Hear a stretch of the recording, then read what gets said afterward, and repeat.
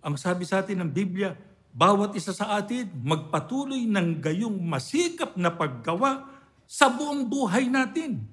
Kaya yan nga ang itinuturo sa atin ng mga sugo ng Diyos. Ito rin ang damdamin sa atin ng kapatid na Felix Manalo nung sila'y nabubuhay pa, na tayo masikap gumawa para nang sa ganun, tiyak nating tamuhin yung mga dakilang bagay na ating inaasahan. Gawin natin yung lahat ng dapat nating gawin para tayo makinabang sa mga pangako ng Diyos. Ang sabi sa atin ng Biblia, pagka ginawa natin niya, aalalahanin tayo ng ating Panginoong Diyos. Kaya kayong mga may tungkulin, mapalad kayo. Lagi kayong nasa alaala ng ating Panginoong Diyos.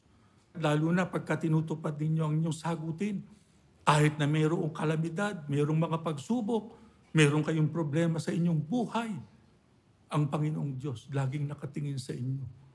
Sapagkat yung pagpapala niya, iaabot niya sa inyo dahil sa inyong pagtatalaga sa saguting tinanggap niyo. Lalo na tayo, pagka tayo ay namamalagi sa mga pagsamba, hindi tayo tumitigil sa ating mga pagsamba.